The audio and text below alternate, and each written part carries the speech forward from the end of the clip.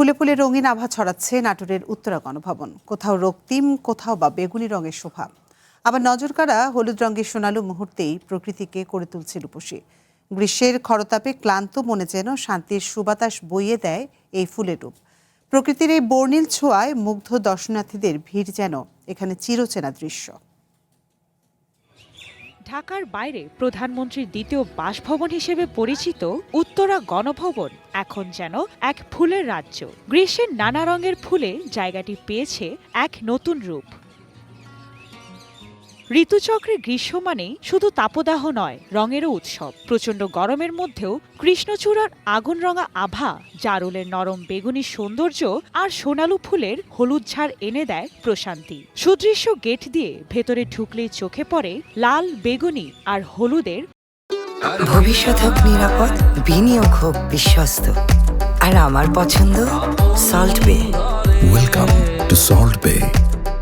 অপূর্ব মেলবন্ধন, এই রঙিন পরিবেশ মুহূর্তেই ক্লান্ত মনকে করে তোলে সতেজ। এই কৃষ্ণচূড়ার জন্য আমাদের অপেক্ষা করতে হয় টানা একটা বছর। এই এক বছর পরে তার সবুজ পাতার মাঝে লাল রক্তিম ফুলগুলো যে আমাদের জানান দেয় যে প্রকৃতি নতুন রূপে সেজেছে, ঠিক সেভাবে সেই ফুলগুলো আমাদের নাটোরের উত্তরা গণভবন দীঘাপতিয়া সেটাকেও সুন্দর করে সাজিয়েছে। আমরা মাঝে মাঝে দেখতে আসছি, আমাদের খুব ভালো লাগছে। প্রতিদিনই পরিবার ও বন্ধুদের নিয়ে এখানে ঘুরতে আসছেন অনেক মানুষ। কেউ ছবি তুলছেন, কেউ বা নিরিবিলি বসে উপভোগ করছেন প্রকৃতির সান্নিধ্য। শুধু উত্তরা গণভবনই নয়, নাটোরের বিভিন্ন সড়ক ও মহাসড়কের পাশেও এখন ফুটেছে নানা রঙের ফুল। এতে পুরো শহরের সৌন্দর্য যেন আরো কয়েক গুণ বেড়ে গেছে। পথচারীরাও এই ফুলের পরিবেশে খুঁজে পাচ্ছেন স্বস্তি। আমাদের গণভবনে অনেক কৃষ্ণচূড়া গাছ আছে, যা গণভবনের সৌন্দর্য বৃদ্ধি করতে সাহায্য করে। এছাড়াও এখানে নাম না জানা অনেক গাছ আছে। আমরা অনেক রকম প্রজাতির গাছ দেখতেও এখানে মাঝে মাঝে ঘুরতে আসি। কৃষ্ণচূড়া তার এরকমভাবে প্রেজেন্টেশন দিয়েছে আর কি, এটা এর আগে আসছি তখন আর কি এরকমভাবে প্রেজেন্টেশনটা পায় নাই।